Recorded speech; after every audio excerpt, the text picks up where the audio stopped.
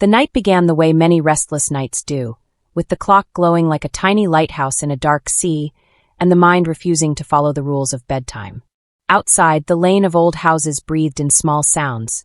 The hush of leaves, a faraway horn, the soft murmur of people finishing their days. Sleep stayed away, as stubborn as a cat that will not come when called. I rose and went to the balcony with a shawl around my shoulders, carrying nothing but the hope that fresh air might be a gentle persuader. The street below was not empty. It never truly was. Even after shops closed and lights went dim, life left fingerprints everywhere. The corner bakery still had warmth leaking through its windows. Someone's radio hummed a classic tune from a time when love letters were written by hand. Somewhere, a door opened and closed with a careful sound, the kind that means someone does not want to wake a house. That was when I heard the voices. They were not loud, not the kind that ask for attention.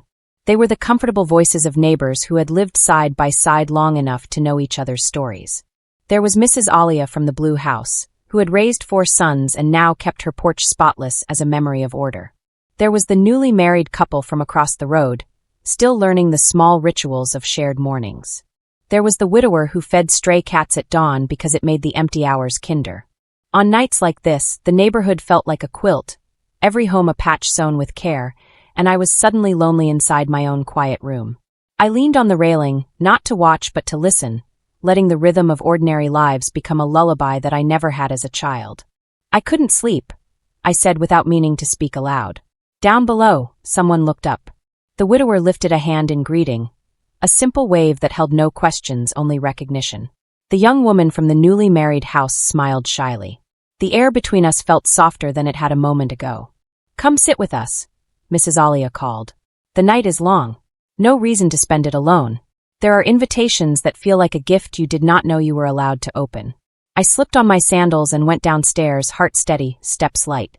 They had pulled chairs into a loose circle under the street lamp, its halo making everyone look like they were part of a gentle play. Someone poured tea into a chipped mug and handed it to me. It was too sweet, just the way I liked it when I was too tired to argue with sugar. We sat and talked about small things first.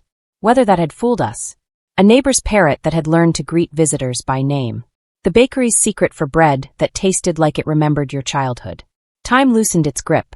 The widower spoke of his wife then, the way he always did, with gratitude rather than sorrow. She used to say that if you want to know a place, listen to it at night. People hide their fears in the day, but at night they tell the truth, even if only to the walls. The young woman nodded. We moved here because it feels safe, she said, her hand resting on the arm of her chair as if the street itself were holding her steady. In the city, we were always in a hurry. Here, even the clocks seem patient. I realized that my restlessness had not come from nowhere. It had come from a life spent collecting moments, but not sharing them enough. I wrote stories for strangers, built worlds from words, but when the lights went out, I carried my thoughts alone. Tonight, by accident or design, I had stepped into a circle that did not require performance. We spoke about books next. Mrs. Alia loved old romances, the kind where people met through letters that crossed oceans.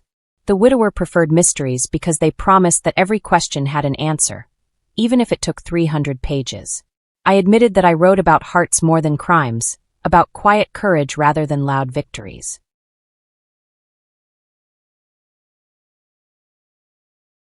Then write about us, the young woman said, half joking, half serious.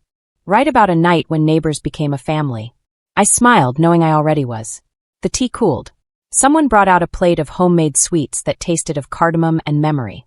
The street lamp flickered once, then steadied, as if it too wanted to hear the rest of the conversation. We did not share secrets that could not be shared. We shared small truths, the kind that do not weigh heavy but still change you. Mrs. Alia confessed that she still set an extra place at the table sometimes, forgetting that her sons had homes of their own. The widower said he talked to the stray cats not because he was lonely, but because he liked to practice kindness even when no one was grading him. The young woman admitted she was afraid of becoming invisible in a world that rewards noise. And I told them that I had not slept well in months because I was afraid of finishing the story that mattered most to me. The one about learning to let people close without losing myself. They listened without fixing me, which was the greatest kindness. The night grew deeper, but instead of closing in, it opened. I felt it in the way my shoulders loosened, in the way my thoughts slowed to a comfortable pace. At some point, the bakery closed its shutters, and the radio song ended.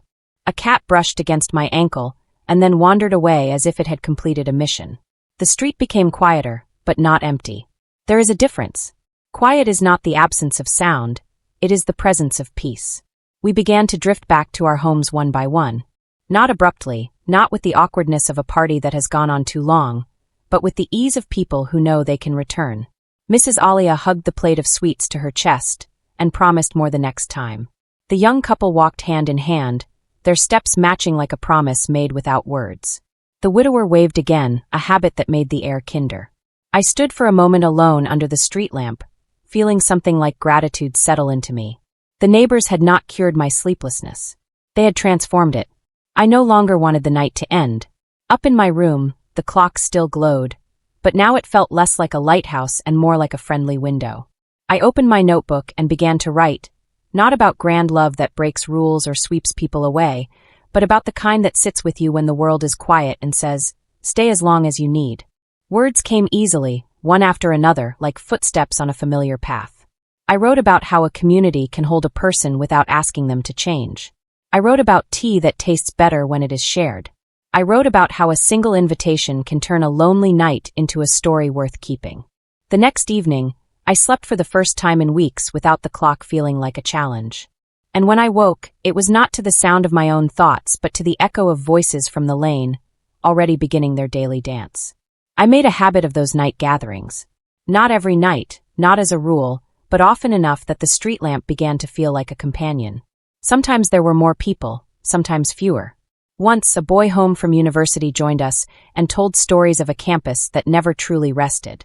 Another time, a woman new to the block brought her guitar and filled the air with songs that made even the walls lean closer. With every gathering, the neighborhood grew larger inside me. I learned to greet the morning with a lighter heart. I learned that romance does not have to be dramatic to be deep. Sometimes it is a chair pulled into a circle. Sometimes it is a mug that has seen better days but still carries warmth. Sometimes it is simply being seen when you think you are invisible. One night, as the monsoon clouds gathered and the air smelled of rain, Mrs. Alia looked at me and said, "You are different now. You stand like you belong somewhere." "I do," I replied. And I meant it in more ways than one. The story I had been afraid to finish began to take shape. It was not about a single pair of hearts finding each other in a crowded world. It was about many hearts learning to beat in a shared rhythm. It was about how love can be as simple as leaving your door open when someone says they cannot sleep. The neighbors teased me about becoming famous one day.